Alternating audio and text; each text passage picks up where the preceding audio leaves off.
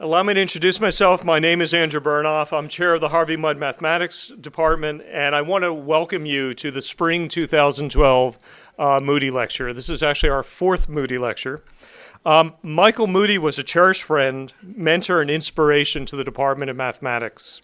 Moody came to the college in 1994, and in 1996, he became HMC's first Diana and Kenneth Johnson Professor of Mathematics. He was also named the chair of the Mathematics Department. During his time as chair, from 1996 through 2002, the department hired 8 new professors, of which I am one of them, bringing the total number of the Mathematics Department to 12. Moody wanted people who would mesmerize and inspire students in the classroom and who had a passion for their mathematical work. He gave the department what he called an animating goal, to be recognized as one of the very best undergraduate programs in the country.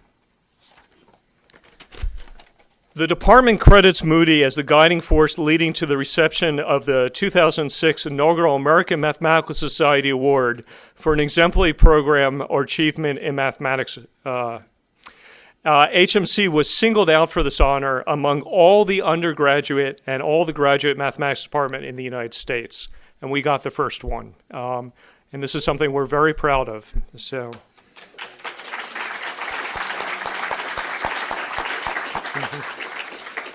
at the time of his death in January 2010, Mike was Vice President for Academic Affairs and founding Dean of Faculty at Olin College in Massachusetts.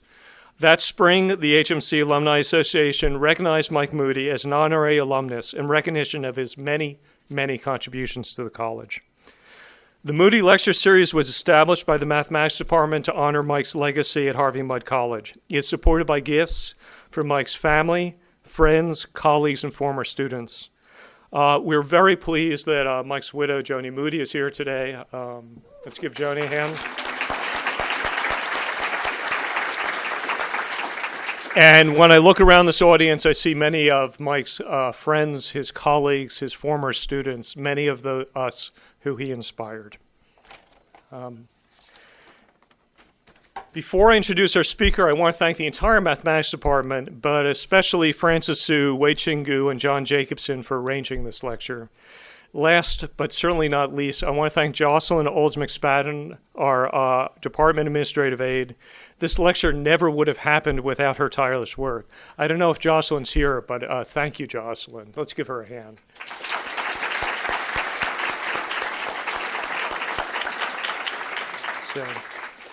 So now on to the main event. Professor Andrew Belmonte asked my differential equations class this morning, if a miraculous discovery fell into your lap, would you recognize it?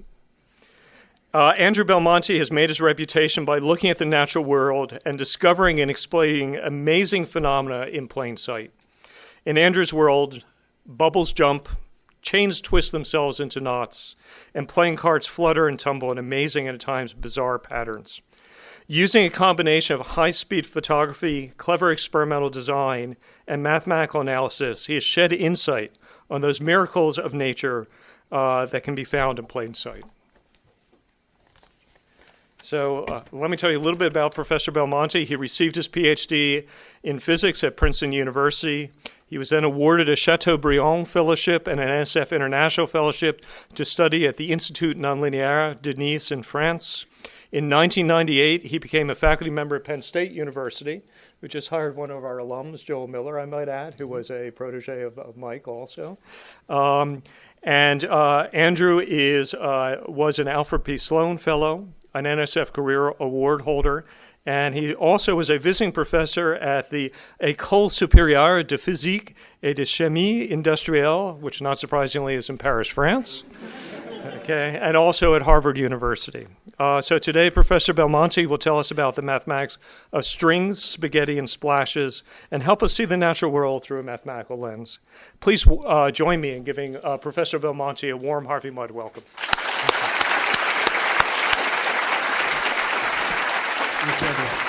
Thank you. Thank you very much. Thank you. Wow, what an honor to be here. Is my microphone on? Can you hear me okay? I am very honored to be here and to give this Moody lecture. For a long time, I have been fascinated by the mathematics that occurs under our very noses in the everyday. Simple things that we see every day on the sidewalk or in the kitchen, and some of these things lead to amazing mathematical vistas. So I'm really happy to have the chance to share some of this with all of you this evening, and some of the journeys that we've been on over the past 10 years that I've been at Penn State. We have an experimental laboratory at Penn State, the Pritchard Labs. It's in the Department of Mathematics, and I would like to thank the Department of Mathematics at Harvey Mudd for inviting me, for helping me to build a mini version of the lab right here in front of you. And I would also like to say that it's a great honor to give the Michael Moody lecture. I never met Mike, Prof. Moody. I have the feeling that had we met, we would have had a lot to talk about. And so with not any further ado, I will go on to mathematics and daily life. I actually would like to start by something very different from what I have actually worked on, and just remind you that walking along the sidewalk can lead to mathematics. You may or may not know about Leonhard Euler, of whom we will be hearing quite a lot this evening, and the fact that he partially solved the problem of the 7 bridges of Königsberg. This is a figure taken from his 1736 paper. Many people believe this to be the origins of graph theory and the origins possibly of topology. The question is, starting at some point, let's say here, can you wander across this island, crossing the river along each of these 7 bridges only once, and return to the spot that you started? This problem can be turned into a graph, and that is how it was solved. In fact, the Euler bridge problem is a mathematical problem at the everyday scale. It's at the scale of you wandering and in crossing bridges. You might wonder if there's a mathematical problem in trying to find a seat in this room. That would be another human scale, and there are different scales on which these problems can occur. So sometimes at the microscopic scale, there are everyday problems that are under our noses, but we can't see them because they're too small. Sometimes there are astronomical problems in the sky. The motion of the planets was very striking as compared to the stars. Telescopes were partially useful to look at things at that large scale. And some of the stories I'm going to tell you about today involve a different kind of microscope. It involves something called high-speed photography, which allows you to see things that happen every day in front of your eyes, but you can't see them because they're too quick. They're too rapid. Okay? And this microscope for time, I think of it as the secret life of milliseconds. This is a very famous picture by Harold Edgerton, who was a pioneer in high-speed photography at MIT. And this is a droplet of milk that has splashed into a thin layer of milk. Okay, this is just one moment of that occurrence. Okay, so of course you start with milk and milk in the plate, you end with milk and milk in the plate, and maybe you catch just a glimpse of something. You certainly don't see this. Okay, but with his camera he was able to capture them. I am now going to not do milk, but something else for you in my miniature lab here. So let's see how well I can do this. We've built a laboratory for you. Is this, let me just check this here. This is the first time of the many times that I have been introduced as a mathematician who has a laboratory. This is the first time that I've ever actually been put to the test and to see, well, yes, but can you actually do a laboratory experiment? All right. This is a water balloon. And I would like to, before I start, I should mention Alyssa Leonard, who is over here helping me, high-speed camera, Harvey Mudd undergraduate. Let's give her a round of applause. We're using a high-speed camera, courtesy of Professor Orwin's lab. And I also want to mention, whoops, okay, that's switched. And so I'm now going to demonstrate for you what happens when I drop this water balloon on the ground here. Can you see this okay, Alyssa, in the camera? All right.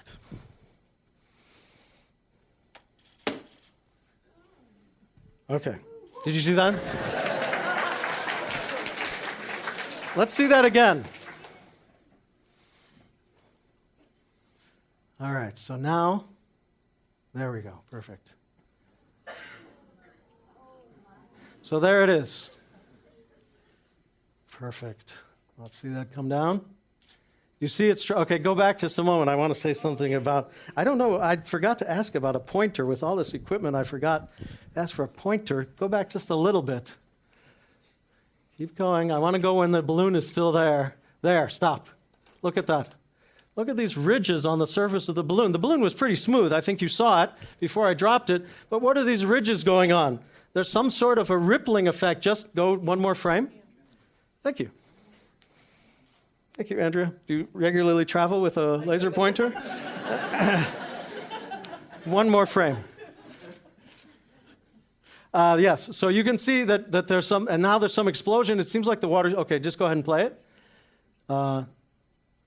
Look at that splash. Beautiful. And you see there's water going everywhere. So I sort of experienced that myself. I want to do it one more, let's do it one more time. So when you have these ridges, it Yes. already touched the floor, that's how it was. Yes, when the ridges are some sort of elastic wave, it's wrinkling. Just if, I should show you that, thank you for asking that question. If I take one of these are really heavy, and I push on it, you see there aren't any ripples, but if I push on it really quickly, then there would be ripples, okay? I'm not going to do that. I should have worn a wetsuit to this. All right. Ah, yes, right. All right. Let's try this one. You ready? Oh. Replay. I felt that on my knees. All right. Go ahead and play it. You shouldn't be able to miss it. It's pretty big. There it is. Okay. Wow. Okay. Quite a pancake. Yes. All right. So again, coming down. Just go ahead and play. Just go ahead and, yeah. Wow. Okay, you see there's a really, wow. Wow. I have no idea what just happened there. All right. Note to self, I study large water balloons. Okay, I'm ready to switch back here. So that's some everyday events. I wanted to thank my team here, Michael Meka, James Sadler, and of course Professor Jakes here. We ran through this all before to make sure that it would all work. So what I just showed you was a phenomena which was very simple. I'm just dropping these water balloons, and I can I don't even have to take a high-speed movie of it. I can just drop them whenever I want. And there's a lot happening, right? You saw that the water balloon is falling. Yeah, maybe I should throw this into the crowd and see how long it lasts. Let me start to list the phenomena. We already talked about the ripples, the elastic ripples on the surface. Let's not forget that there was a time when the gravitational acceleration of a body was a mathematical issue to be studied. Okay, not that long ago, certainly within the last 500 years. We saw the elastic deformation, and then we did see a little bit of the rupture. I was very surprised by that second rupture. And then, of course, the splash and other things that we saw. And I want to focus on, of course, I could pick any of these stages and talk more about it. I want to talk about the elastic deformation just a little bit more and show you one more movie. Now, this is, a balloon is maybe a little complicated, so let me just take a rubber band, and actually this is a rubber band that I cut. So I want to talk a little bit about this because, a balloon is a three-dimensional shape and it's filled with water. Let's try to reduce down to something where the mathematics maybe is not so bad. One dimension. Okay, can you hear this? Okay, so what I'd like, okay, let's fire it up again. Oops. Somehow the talk is starting to give itself here. I didn't want you to see that. So What I want to do next is show you, we got to refocus now. Now I'm really going to test my abilities here. Okay, there we go.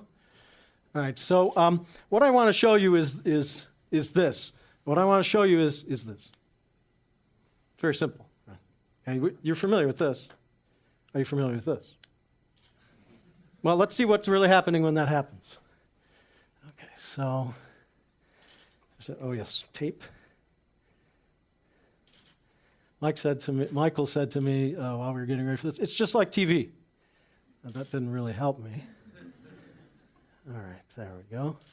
Okay, so, okay, are you ready, Alyssa? All right, let's do it again. We'll show that one. I don't think that was as good. Okay, so I'm trying to keep it in focus. There we go. It's the rubber band, and I let go. It's pretty simple. Let's watch that. All right.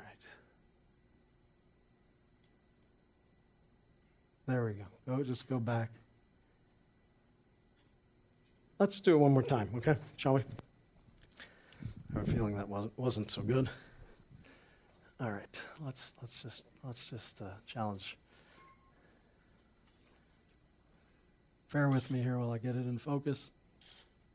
All right. Ready? Okay. Let's see that one. I'm afraid it's not going to be as exciting as exploding a water balloon, but there we go. So just there we go.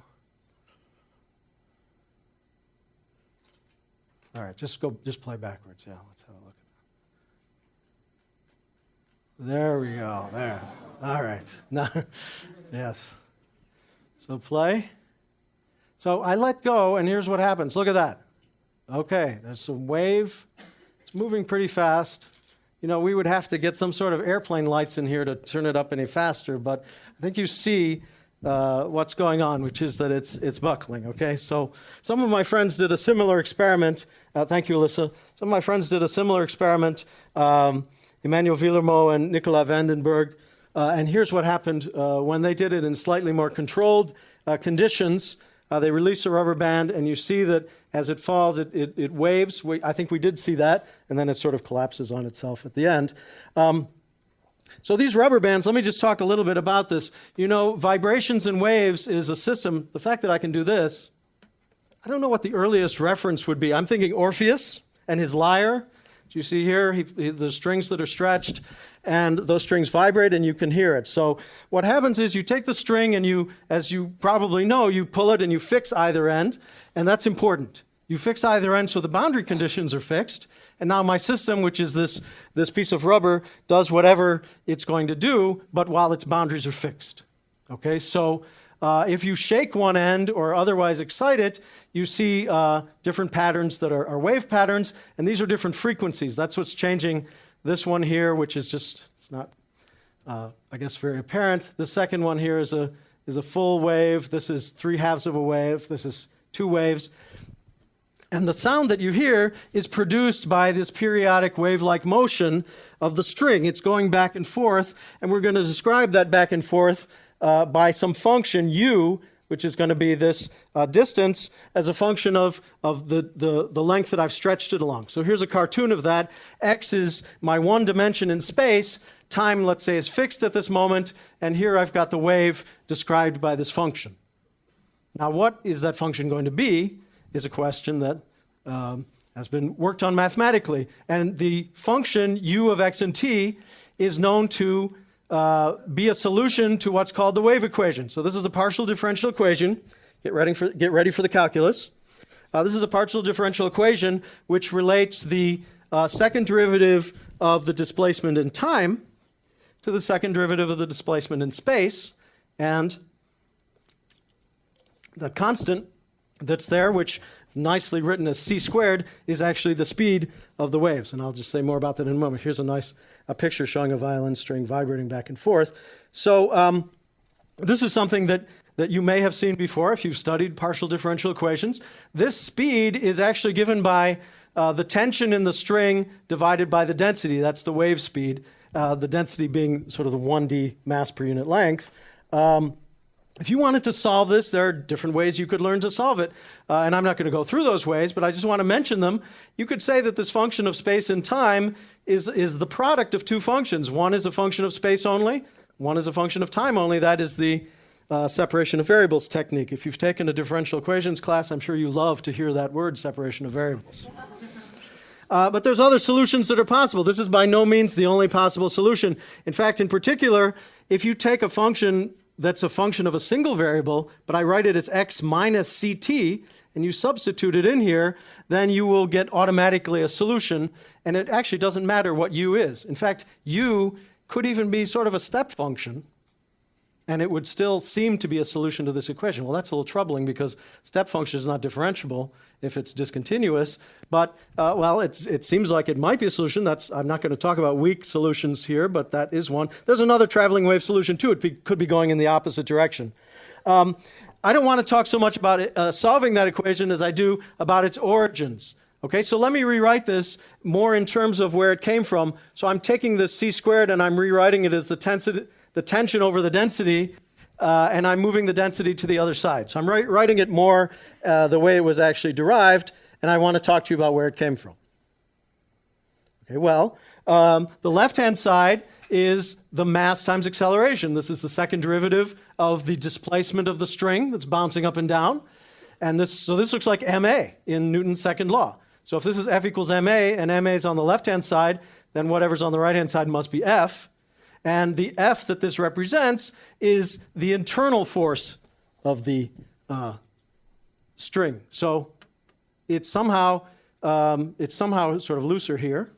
And then as I pull on it, somehow I'm thinking this has got more tension. If I pull on it really hard, I might break it, but I'm putting it under more tension. Okay, so in fact, tension in the string is pulling tangentially. In fact, this is not really the way it's originally written. I should really write it like this because the tension acts in what this actually turns out to be the tangent vector for that thing, and it's the gradients of this force operating in the tangent vector that gives me this internal force. So tension, I want to talk about tension because it's something that relates to an experiment that I've studied. What does tension do? It pulls tangentially. Okay, so this is an example of someone walking their dog. This is an example of something that's not a rubber band. It's a little stronger than that. And so the tension pulls on this. Let's see if you could hold this. Okay, so if I pull on this and start yanking members of the audience up to the front, then you see that the force between us is actually pulling along the string. Okay, please don't let go. As I said, don't let go, not do let go. And so, as I move around, this tension continues to always be in the direction of the string. Thank you very much. And that's sort of the same thing that happens when I'm trying to this is not what State College, Pennsylvania looks like, but I think it's interesting if you look at, I think about this a lot when I'm walking my dog. The dog wants to go one direction. I want him to go another direction. Okay, the string is sort of under tension with these vectors pointing in different directions, and it's connecting us, right? That force that I'm pulling, I'm not pulling on the dog. I'm pulling on the string. The dog's pulling on the string. What is the string doing? It's pulling on each of us, right? If you come and you cut the string in the middle, it goes flying apart because at every point along the string, there's my force and his force are sort of pulling against each other. So it's a bit abstract to think about this tension as this sort of force tangentially pulling everywhere along the string. Okay, now I'm going to show you something a little even more complicated, so hold on to that thought. What happens if my friend here let go of that? I'm glad you didn't. Then one end would be free. Okay? So here's a system that we studied. This chain, now I'm holding one end, and no one's holding the other end, although it is straight. It's straight because it's heavy, and so actually the weight of this string, of this chain is providing the tension. But it's different because at the top, I'm holding the entire weight. But this link is only holding half the weight. And this link is only holding a quarter. And actually, as I go to the end, that link is holding no weight at all, if I get to the very tip of this thing. So the tension actually is a linear function of the distance along this chain when it's hanging down. Okay, now what happens when I do this? Okay, so this is a problem. Oops, this is a problem that we're interested in studying. I promise, actually, I'll back up. I was going to say, I promise I won't hit anyone in the first row, but... So we became interested in the following problem. What happens, why does a chain move the way it moves when you shake it? This is sort of like a pendulum, but it's also a lot more complicated than a pendulum, and it looked really interesting. So we thought, why don't we work on it? Okay, and there are frequencies where it doesn't really move anything other than straight up and down. And then as I increase those frequencies, it starts to move a little bit more. I don't know if you've ever tried to carry the groceries home and suddenly you notice that the groceries are swinging back and forth, and they're going. So there are frequencies where it's almost like a resonance. Right? But it's a very different situation because it's not this nice string that's held at both ends. So this is a picture from some experiments we did at Penn State. Shadon Eldikar was an undergraduate working with me in the lab, and this is a high-speed photo collage of a smaller chain and the different positions that it took at a given fixed frequency and at a given shaking amplitude. Okay, that was not my hand up there. This is actually a device that moves sinusoidally. Okay, so we try to make things as nice as possible. From a physical point of view, we pin down the physical experiment in all the different ways we can, and then in one little narrow section where it can do whatever it wants, we see what it's doing. And that does different things. What happens mathematically is it's going to be the same kinds of equations. I better not lose your laser pointer, Andrew. It's going to be the same equation I had before. Here's F equals ma. Here's the tension acting tangentially. I've changed things a little bit now because x is now a two-dimensional vector, or maybe it's a three-dimensional vector. I also changed x to the arc length. I'm not going to worry about that too much. And I did add gravity. But the main thing I did is I cut it loose. I'm holding one end, well, I'm shaking it, but the other end is completely free. What is the motion of a hanging chain? Well, I didn't realize this when we started working on it, but Daniel Bernoulli asked himself exactly the same question. So this is published in Latin in the Academic Communication of Science of Petropolis, that is St. Petersburg, in Russia, 1738. This is a figure from his paper. And what he did was ask, what is the motion of a chain or a string that's fixed at the top, that's where this A is, and that's free to move at the bottom? And he worked out mathematically that it would have these different shapes depending on different modes. He wrote down an infinite series solution. We now know that we now call that the Bessel function. He didn't know if it converged. Those were the wild days of the 18th century where you could write an infinite function solution and you didn't worry if it converged or not. And that's exactly what he did. It was Bessel who proved that it converged. That's why it's called the Bessel function. I leave it to you if it should really be called the Bernoulli function because he used it first, or the Bessel function because he proved it converges. I think mathematicians care more about convergence than they do about, well, I don't know what mathematicians care about, actually. Here's some other experimental images. We're shaking this chain, and we see different states. Sometimes we see what we call the rod-like state. And this is, important to take this data. It's not probably going to get you the cover of Nature, but it is an important image to take. It's not doing anything. But if you increase the frequency a little bit, you get this beautiful butterfly, or whatever you want to, I don't know, a fan maybe. We call it the pendular state because all it's doing is swinging back and forth. And in fact, it's very planar. If you look edge on, we had to wait. Actually, it would slowly rotate, or we had to move the camera. If you look at it edge on, you see nothing. It's just coming at you, going away from you. But this is in the plane, or orthogonal to the plane.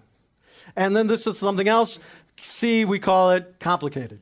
Okay? It's complicated. We called it complex. I didn't like that word. It has other meanings. Chaotic. No, that also has other meanings. So I think complicated is probably the safest thing. So this was work with in addition to working with Shadon, Mike Shelley and Chris Wiggins collaborated with us on this. But an earlier version was done by Atchison and Mullen with more of a plate that they were shaking. Other than that, I don't think much work had been done since 1738. But, that didn't stop us. This is another state we saw, which we called S for stellate. And this, I guess I could have mounted a mirror for you. This is the view from below. Let's see if I can. This is almost any Texans in the audience? Anyone from Texas in the audience? Yeah, I was going to say, that's what I expected the response to be. Texans don't usually just put up their hands when I guess they do. So there's a frequency at which this thing, and I'll see if I can get it going here. There's a frequency at which this thing sort of looks almost like a lasso. You're sort of, see it a little bit. There it goes. And it moves, there we go. Oh. Okay, more practice is needed. This is a view from below. This is the machine shaking it. And when it gets to this frequency, this is what it does. And if you go and mess it up with your hand and come back in 10 minutes, it's back to doing this, okay? It's a stable pattern in that sense. And here it's just gone part of the way through. This is double that amount of time later. I think this is maybe a few minutes worth. It's space filling. This is just going to turn into a blur if we continue to superpose the images. So this was another state. Different frequency, different amplitude. Here is a summary of everything we saw. Now this is sort of interesting because we know that a pendulum has resonant frequencies. We know that our string, our rubber band or our guitar string has resonant frequencies. And so to some extent, this is saying there are resonances because over here this is the rod-like state, but here's a special frequency. This is frequency on this axis. I've non-dimensionalized it, but this is frequency, and here you see there's these pendular states just in this sharp little thing here. And then if you increase the frequency further, it's stable again. That's resonance, right? It's a special frequency. Above or below, you're not somehow at the right frequency. And then you come over here to these points. These are all these squares and circles. These are all experimental data points. Thank you, Shadden. And this goes to this complicated state. On the other side, we see a pendular state. Over here, it's rod-like, and then the stellate thing with the lassoing is all the way over here around 4.5 in the frequency axis. This is the amplitude, by the way. We also changed the amplitude. You shake it a little bit or do you shake it a lot? This also, I should say, it's the same thing grocery bags do, but also ponytails. If you see someone jogging by who has a ponytail, I have never had a ponytail. I think that's probably never going to. If you do see that, I should turn this off, then you notice that oftentimes it's swinging, off, side to side. So this is sort of a similar system, but it looks a little complicated. Well, if you go back to those equations that I showed you with the gravity and you do an analysis, you find these dashed and solid lines for the linear stability of those equations, okay? So that's exactly what the mathematics tells you should see. Okay? We use separation of variables for this. See? Separation of variables are useful. These are the resonant frequencies. They are actually the zeros of the Bessel function because the Bessel function is the function that you use for this problem. And I will just say as a side note that these shapes here where these resonances are, they actually are Arnold tongues. For the time-dependent part, for g of t, you get a Mathieu equation. Okay, so when you solve this problem by separation of variables for linear stability, you get exactly these boundaries, and it seems to explain a lot of what we're seeing, but this is only assuming that it's just small, right? Linear stability means I'm starting with this state, maybe with a little bit of perturbation, okay? But of course, I'm really interested in this state, but this is not linear stability, so this is just looking at when it starts. To go further than that, we had the help of our numerical friends, Chris Wiggins and Mike Shelley. Here is the experimental pattern. Here is the numerical simulation at the same frequency and amplitude. I think it looks pretty good. Here is the complicated state. Here is their complicated state. Now, they had an advantage over us because we are shaking this with a machine. There's a rod here. I've covered it in black tape, but there's a rod here. And that rod is actually being hit by the chain. There's no rod here. It's a numerical simulation. They can just shake it. You don't need a rod to shake it in a numerical simulation. You can just move it up and down. That's sort of cheating, I think. I guess they could have put a rod in and seen if it shifted it downward, but I didn't think it was that important to see that. I like the fact that there is gravity here, and yet it seems very up-down symmetric. There's still gravity in these equations. So I thought that was interesting. So it's not because of gravity that it's just shifted down. It's because it keeps hitting that rod, and you can hear it when it hits the rod. Now, one of the advantages of doing a numerical simulation, we have our mathematics now in hand, and we can see things that are going on that we can't see physically. In particular, here's the tension. Okay, I was telling you that it should be a straight line going to 0. 0 is the side that we're shaking. 1 is the free end. And it's always 0 at the free end. But it's moving up and down here because, have you ever heard it said that if you're in an elevator and the elevator is falling in free fall, then there's no gravity? Well, it's somewhat of a similar thing because this chain actually weighs less during the time that you're going down. Right? And it actually weighs more during the time that you're going up. So correspondingly, the tension is going up and down in this thing. That's an important part of what's driving it into its different motion, is that the tension itself is oscillating with time as you shake it up and down. And you can see that. Well, you can't really see it here. This is just several snapshots. It's going up and down, but we can't tell in what way. More interesting are these look at this little step here. It almost looks like it's becoming sharper. There's also something, let me not be so far away. Look at this right here. Can I put my finger on this? I can't hear anyone in the booth, so. Can I put this thing right here? Maybe it's a shock. That was interesting. So mathematically, we can look to see if shocks might occur in the tension. Also, sometimes it gets very close to 0. Is that really possible that, maybe there's no tension at that moment? It's almost like the two sides of the chain are not connected to each other. They're not communicating with any sort of force. That's interesting. But if something goes to 0 and it used to be positive and now it's down at 0, I start to worry if it's going to become negative. Okay? And why couldn't it become negative? Can the tension become negative? So I want to think about that. I want to tell you about that. Actually, there's strings and there's rods. What's the difference between a string and a rod? Well, to a mathematician, the difference between a string and a rod is that a string only has tension, and there's a problem if the tension becomes negative. Here, I'm going back to my original version. Forget about the fact that if it was c squared, and how can c squared be negative complex? That means I have an imaginary speed. I don't even know what that means. So let me just talk about t naught being negative. That's bad for this PDE because there's something called ill-posedness. And if you haven't heard of it yet, you may hear of it in your future.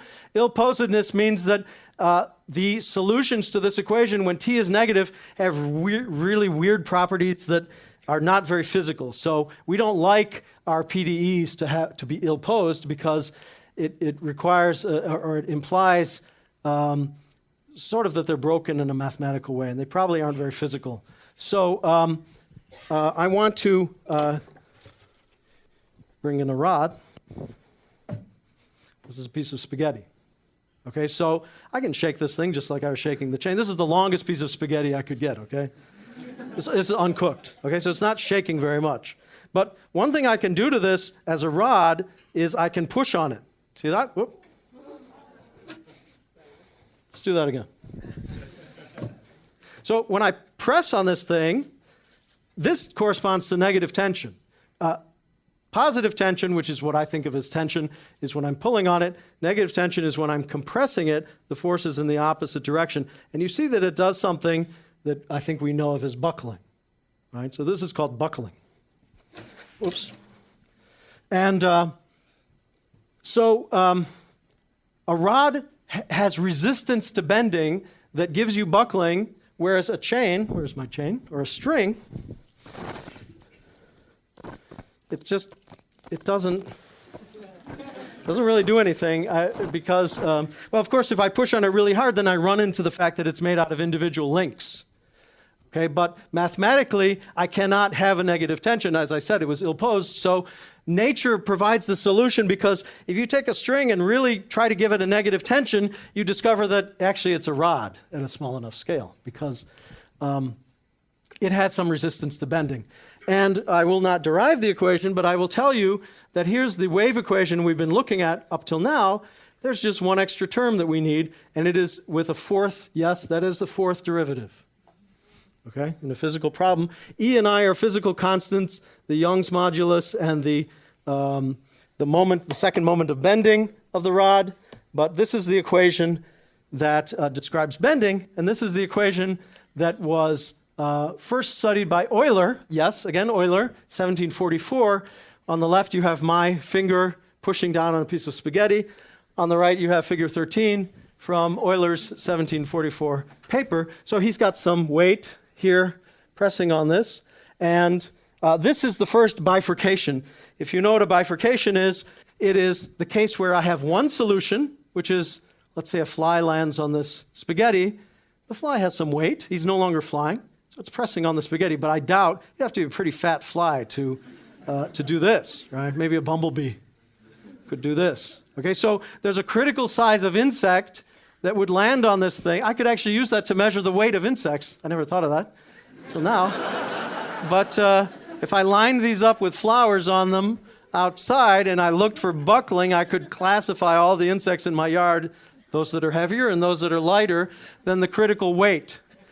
Now, mathematically, bifurcation means that the compressed state, because the fly that's not very fat still weighs something. I mean, let's give him credit for that. That weight is pressing down a little bit, but all it's really doing is compacting the spaghetti. So what you see mathematically when you analyze those equations, let's go back. Let's assume it's steady state, so the left-hand side is 0. So I'm just looking at these right two balanced against each other. This is the compression force acting tangentially. This is the bending force, which is fourth derivative. And u equals 0. By the way, I hope you're all doing this as we go along. Just substitute u equals 0 into that equation. It is a solution, right? U equals 0. Just see, this derivative of 0 is 0. Derivative on the left-hand side of 0 is 0. So it would be a solution. That's the straight case. Okay, so that is always a solution, but it's no longer stable, and we find ourselves in the buckled case. Okay, so that was the first bifurcation studied by Euler. Okay, now I want to talk to you about spaghetti a little bit more because, I have 3 kids, and sometimes I have to cook spaghetti for them, right, especially when they were younger. Now they're just eating potato chips, so I don't really have to cook for them anymore. But if I quickly would break the spaghetti before throwing it in the pot so I don't have to cut it up so much, I would break it, and I would see those little pieces, right? I guess I wouldn't really break them one at a time. I would usually take a handful. Right, you see all those pieces? What's going on? Because when it's buckled, it's like this. And so it's really bent the most right in the center, right? Here, whoops, I was going to say you could get a photograph of this, but it's really bent the most in the center. And yet every time I bend it, you get that? Oh, wow, that's pretty, I feel like a star now. Every time I bend it, it breaks not at the center. Why isn't it breaking at the center? Okay, so I decided I wanted to study that problem. So excuse me, please, I'm going to have to move to my movies. So, but I must say, aesthetics comes in at some point. I didn't really like the idea of doing the mathematics of this because, sorry about that. Because what's the angle and how much torque am I exerting on my fingers? I thought, that's going to be a mess. I should do something simpler. Okay, so instead what I did was I took a hammer and I dropped it. Well, actually it wasn't so much a hammer as it was a brass weight. So this is on its side. So gravity is left to right. This is a brass weight. It is moving at about 4 meters per second. That's pretty fast. Here's a piece of spaghetti that's pointing straight up into the air, and watch what happens.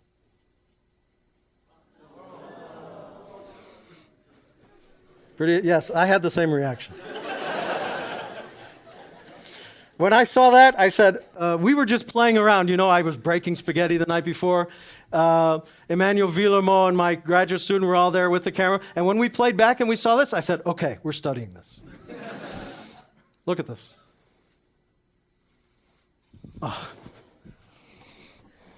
Yeah, I agree.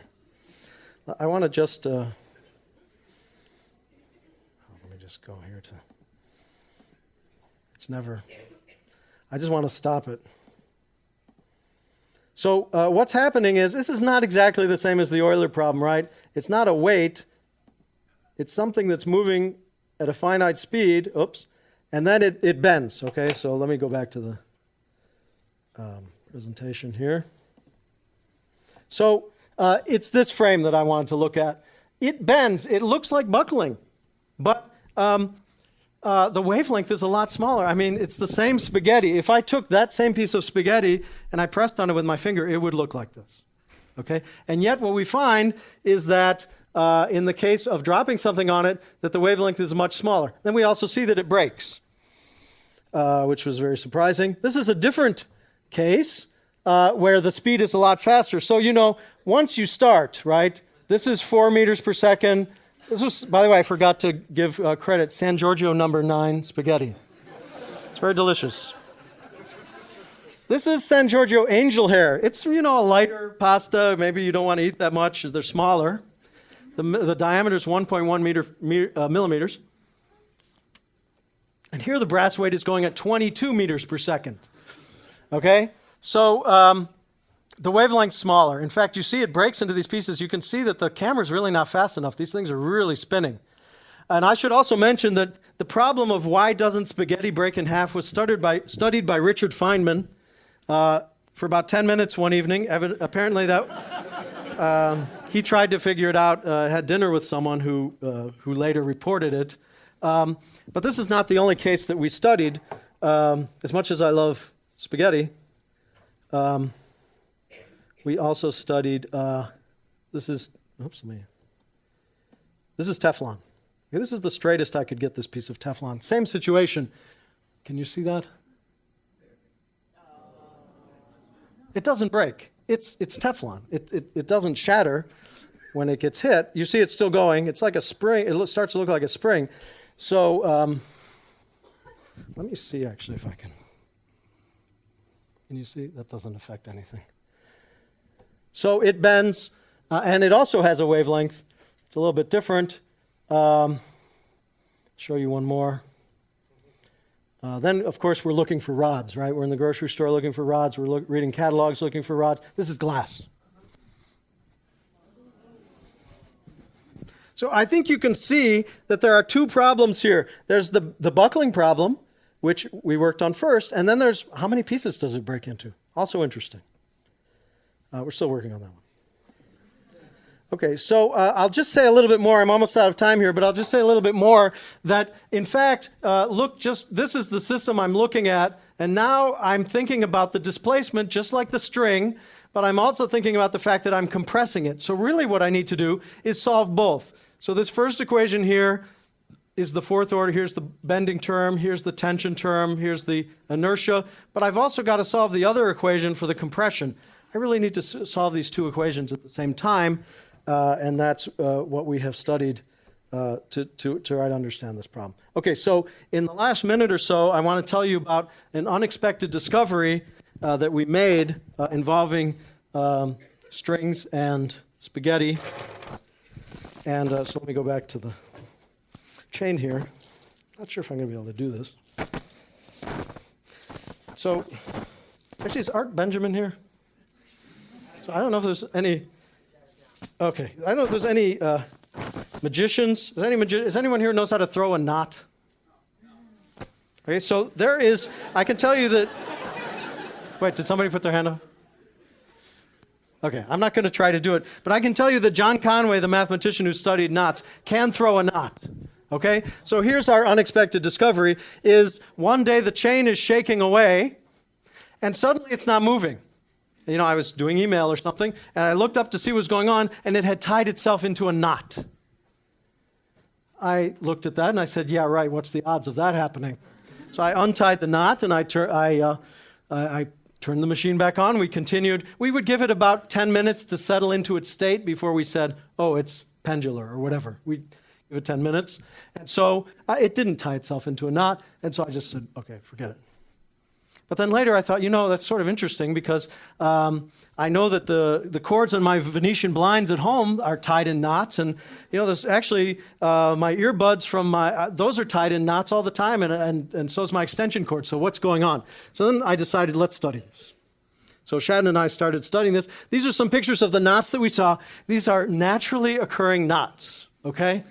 I did not tie these knots, nor did I do any sort of magic to make them occur. They just tied themselves somehow through the motion of this chain in the complicated state. Now, there are many possible knots, and I guess if you think about it for a while, if this thing is sort of going crazy and it's got a free end, then eventually it's going to sort of make a loop and pass the thing through the loop, and it's not unbelievable that would happen. I didn't think of it in advance. There's a lot of different knots. Here's a selection from the table of knots, but here's the challenge and the thing that was very unusual. We saw the figure 8, which is letter B there. We saw it all the time. C and D, we saw almost never. Well, they look like they're more complicated. But A, which is the trefoil, that's the simplest knot. That's just, it's just an overhand knot or whatever you want to call it. You probably haven't tied a lot of knots in chains, but, it's just like tying a knot in anything else. This is a trefoil.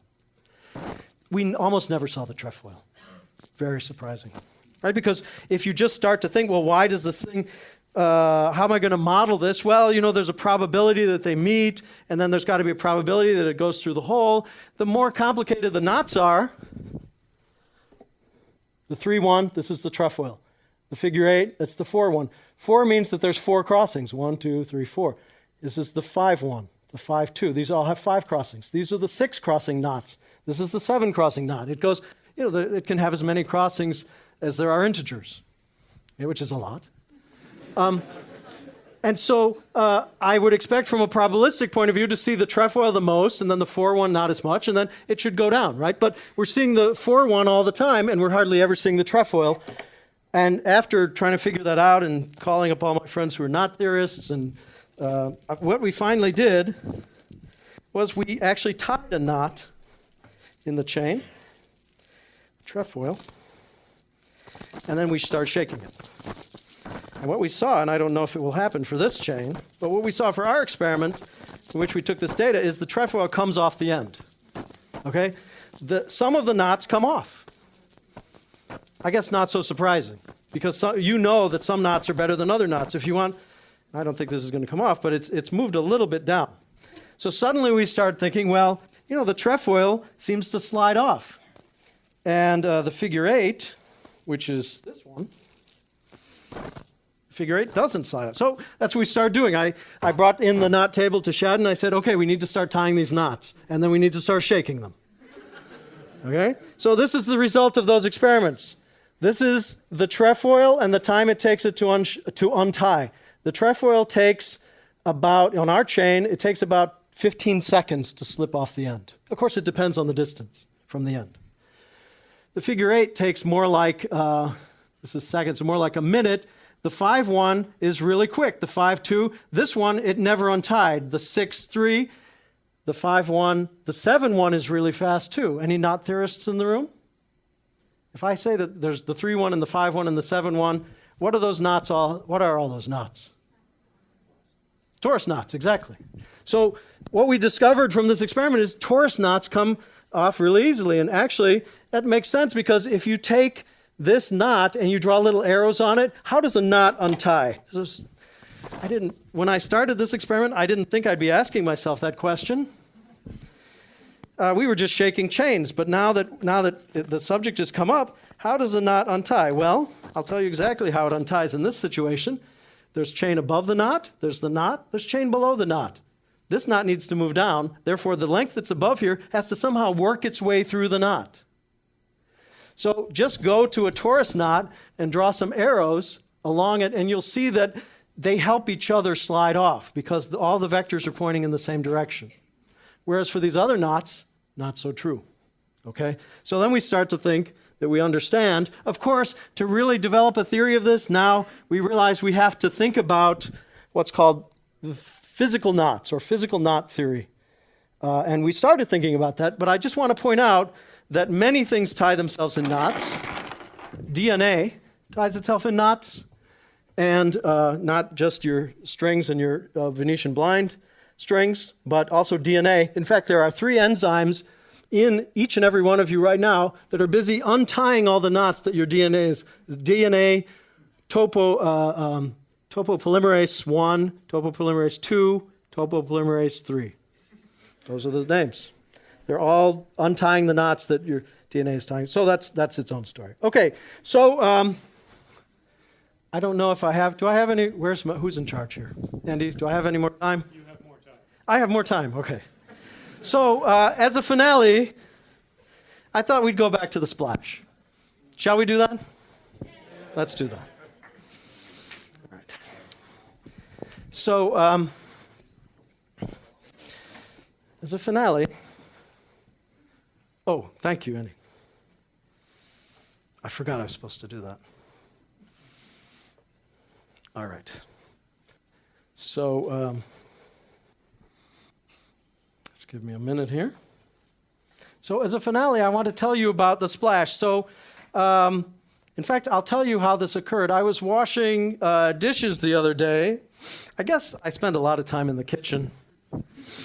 And there was a colander, a strainer sitting in the other sink, and I'm washing, and I accidentally spilled some water into the colander, and I swear I saw it splashing up towards me. And I thought, because I know that the colander's porous.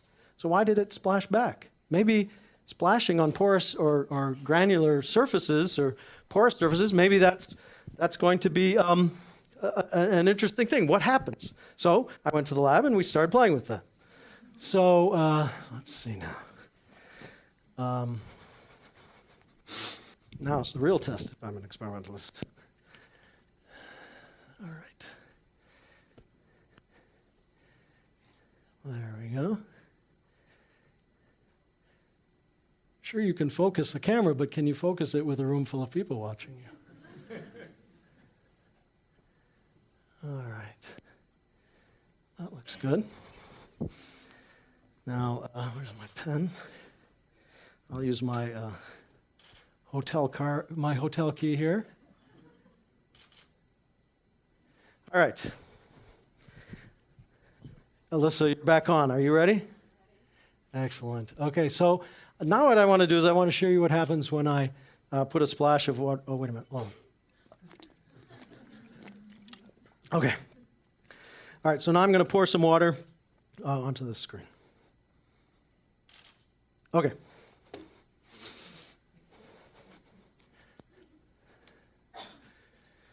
All right. There we go. Go back a little bit. All right, there it is. So that's the first drop. That was not the one I was drinking. That was the one okay.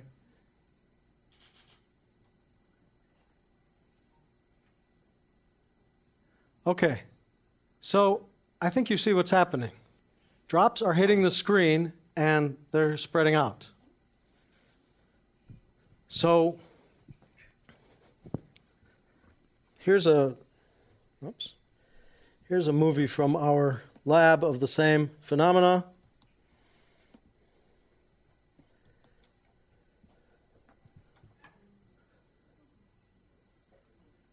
So this is very new. Undergraduate Ryan Sablusky and I are working on this problem, and the first thing that should strike you is that the drop, we talked a little bit about momentum today. The drop initially was just going straight down. Momentum just straight down. Now look what happens. Now you've got momentum going to the left and to the right. It sprays out, makes these long filaments. The long filaments break up into droplets. This is a very interesting kind of splash, and we're trying to understand quite a bit about it. In particular, we are interested in sort of this, I guess I would call it the cheese grater effect. Again, the kitchen, oops. Go back. Taking a drop of water and you're shoving it through a screen.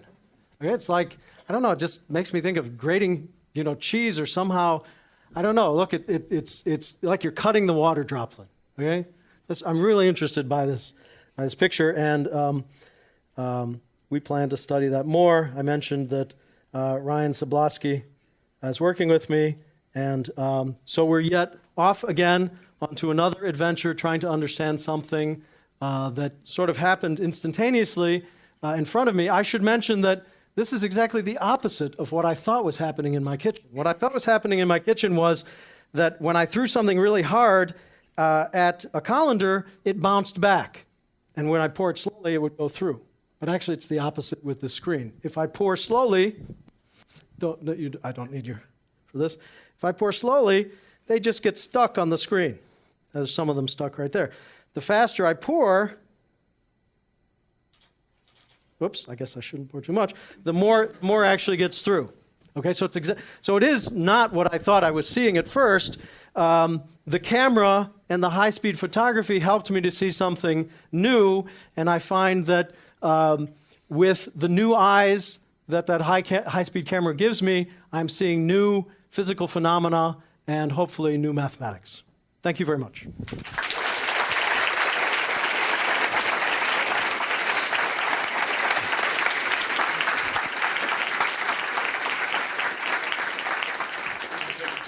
Absolutely. Andrew. Yeah, I love this. Have you tried this with more viscous fluid? We're trying that right now with viscous fluid, but we haven't yet tried it with viscous fluid. It's a great question, though.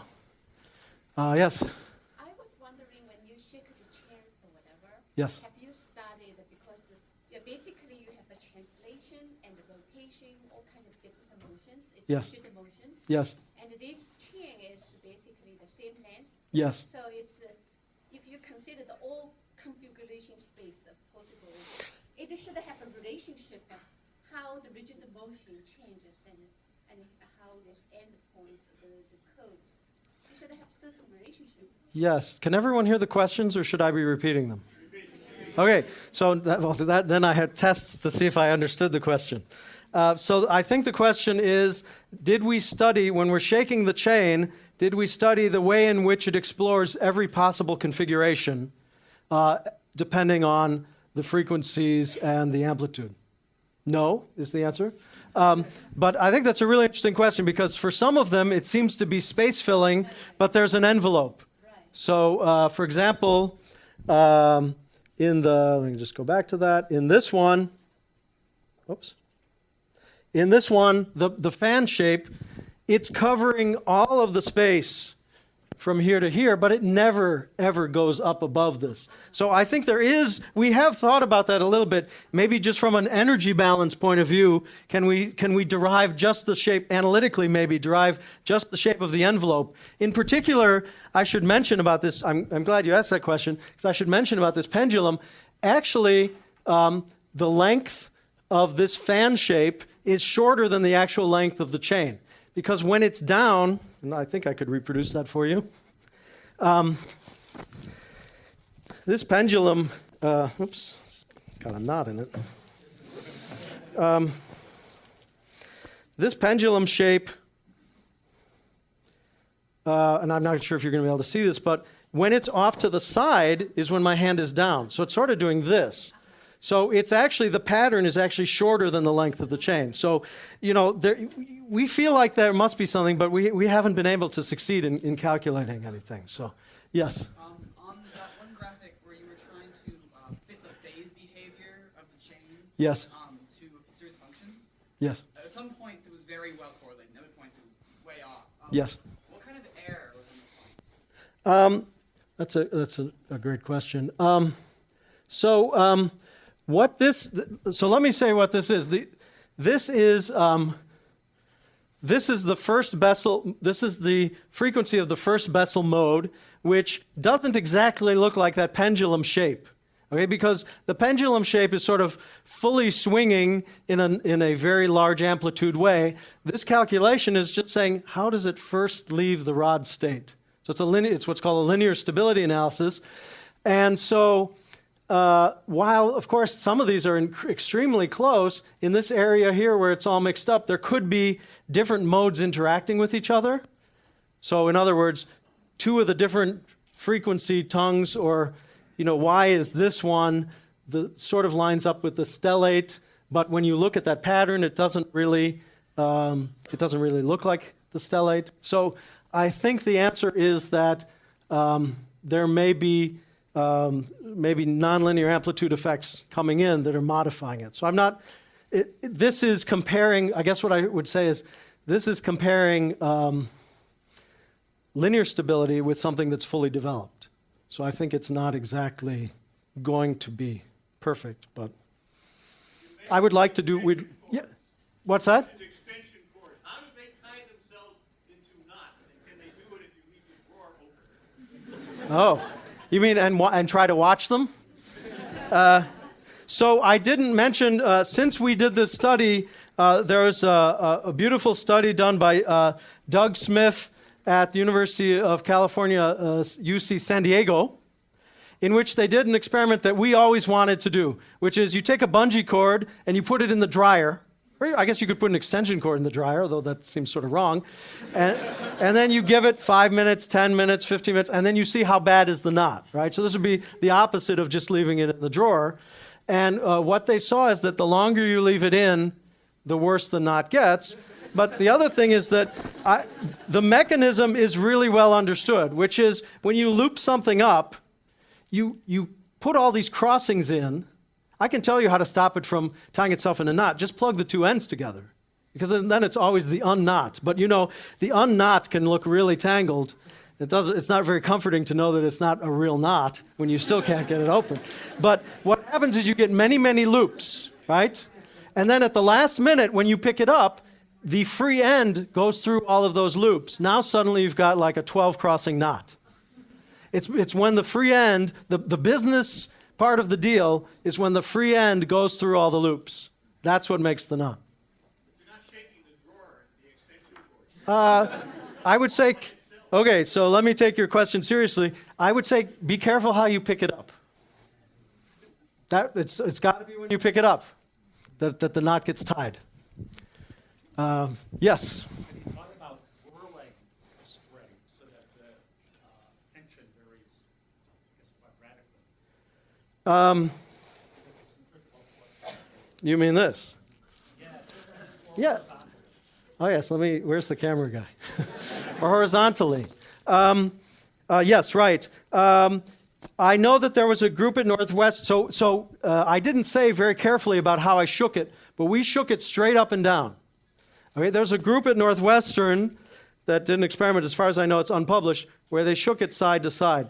The side-to-side problem you can show is always unstable. And there's always a small instability shaking it side to side. But as far as I know, no one has looked at the dynamic problem. Alan Champneys has looked at sort of static versions of that whirling in a viscous fluid. Okay, but we haven't thought about that. I think it's a good question to think about the limit of spinning it very fast, because the tension will be different. Yes, right there. Have you noticed a correlation between how often it knots and frequency? Yes, actually, I didn't. We have studied that, and I didn't bring that plot, but it seems to require, in this plot, this is the amplitude of shaking divided by the length. So down here, these are very long chains. So what we see is most of the tying of the knots happens in the chaotic state and for long chains. Okay, but other than that, we haven't done a very serious study of how frequently, the more details of, partially because it just takes a long time. So, yes.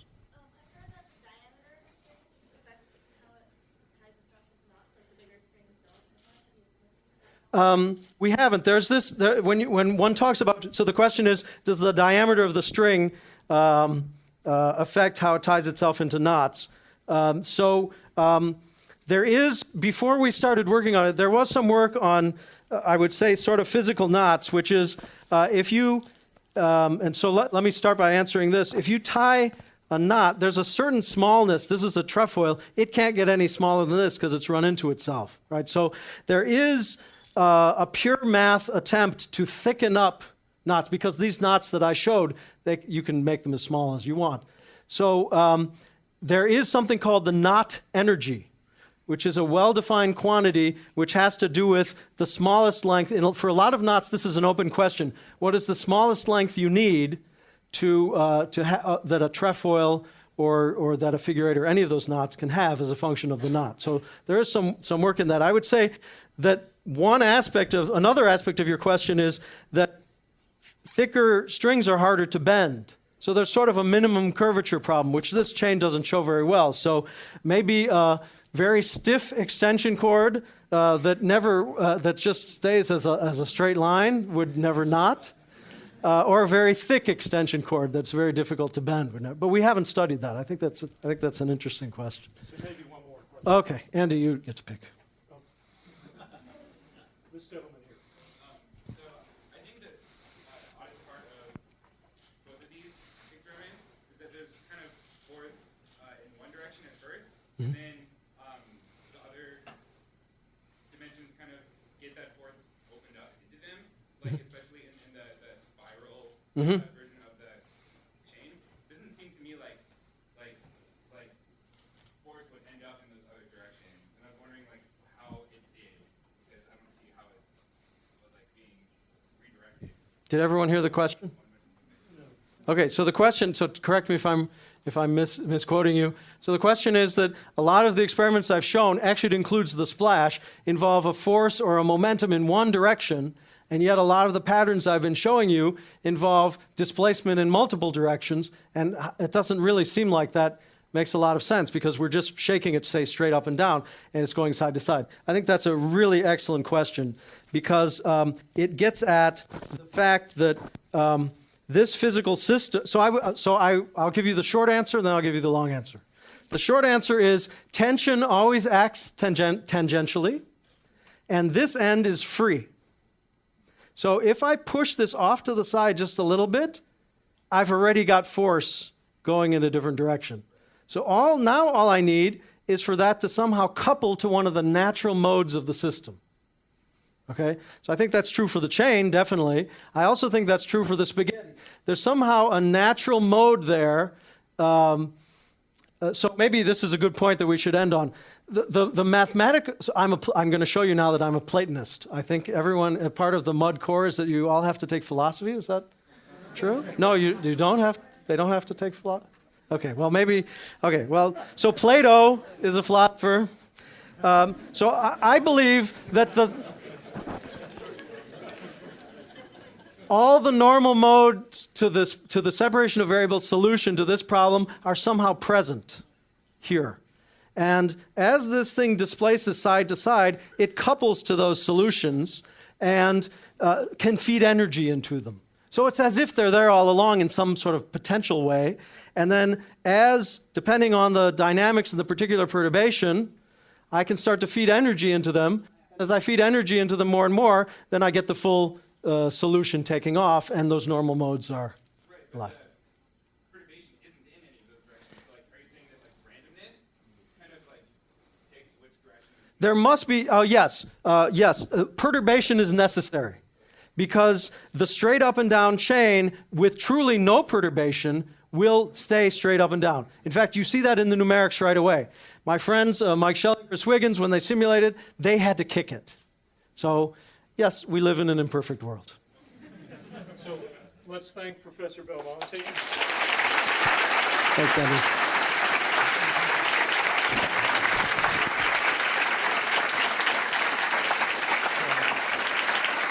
Thank you.